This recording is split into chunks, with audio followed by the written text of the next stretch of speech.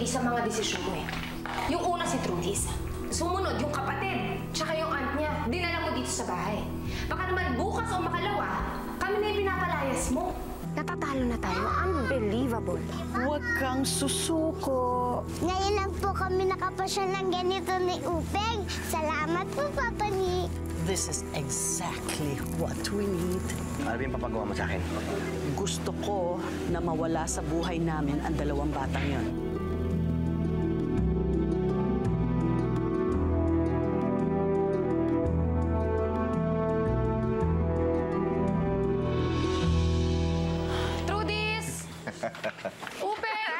Ay, pakano ba ako? Sir Nick, nandyan po ba sila Trudy sa loob ng kwarto? Wala. Nagpaalam sila kanina na lalabas daw. Akala ko kasama mo. Hindi. Paano nangyari yun? Di ba ikaw yung nandito? Ikaw yung kasama nila? Hi!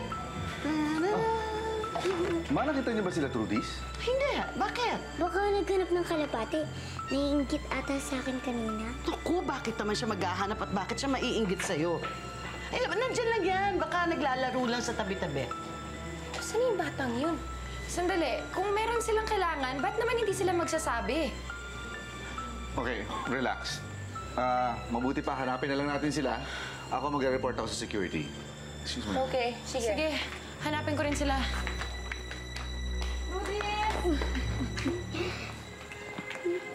Buisit talaga yung batang yan.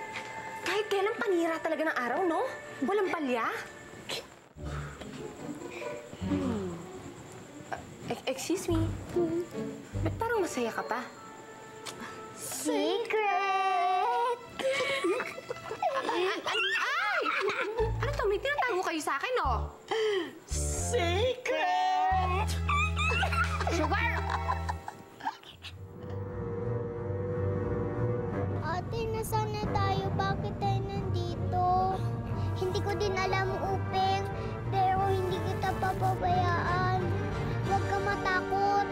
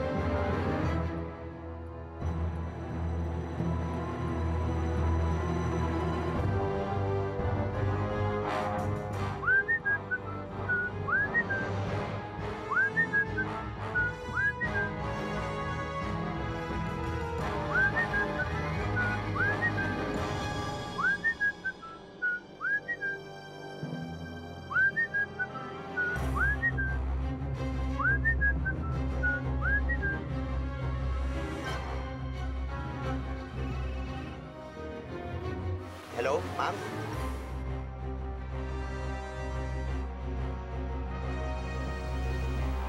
Hello. Ano, kumusta? Hello? Ma'am? Wala bang aberya? Siyempre, wala. Ako pa. Magaling atang dumiskarte ito. Basta siguraduhin mo lang na malinis ang pagkakagawa mo.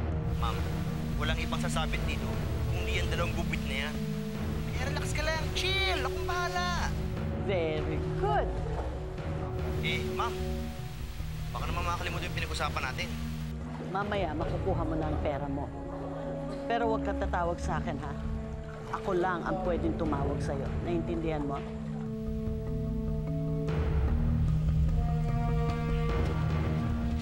Mama, saan yung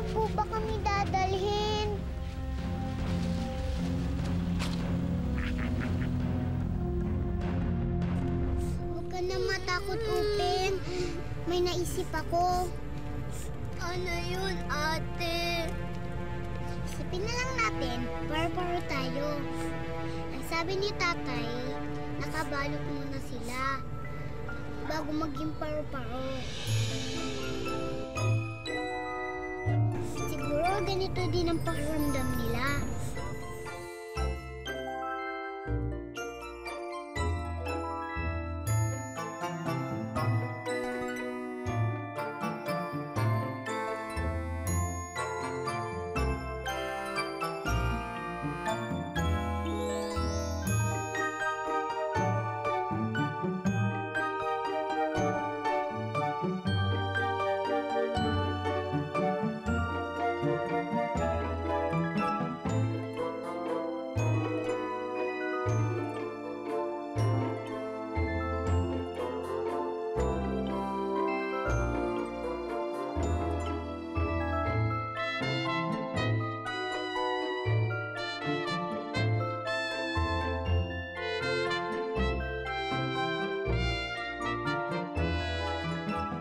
Lahat na yata ng sulok ng resort tinignan ko, pero wala. Wala pa rin talaga. Hindi ko makita yung mga bata.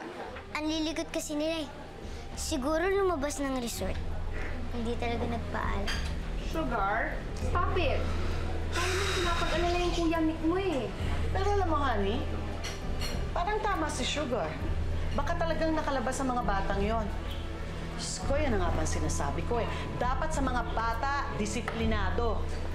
Mawalang galang, pero disiplinado po at responsable yung bata si Trudis. Huwag naman ho natin silang sisihin. Mga bata lang ho sila. Tama na to. Imbis na nagtatalo-talo tayo, ipagpatuloy na lang natin yung paghahanap, please. Sir, Oh, nakipag-coordinate na po kami sa barangay. Nireport na namin sa mga pulis. Gusto daw nila yung makausap. ganun. Sige, tara. Liga.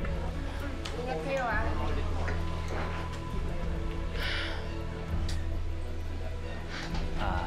Okay ka pa? Ikaw naman, Shed. Dapat hindi mo inaalis ang tingin mo sa mga bata. Baka naman kasi kung ano-anong pinagkakaabalahan mo.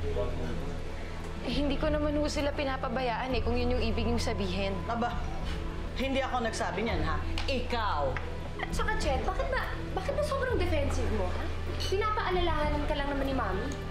Yun na nga eh. Dapat yun, Shed, hindi mo minamasama kung ano yung mga sinasabi ko sa'yo.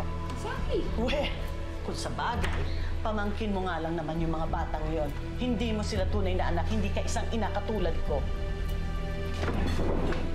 Aray! Hoy! Ow! Bakit sinasaktan mo na, ha? Bakit ako hindi namin welcome sa bahay? Ganito yung aasta mo sa akin, ha? Sinasaktan!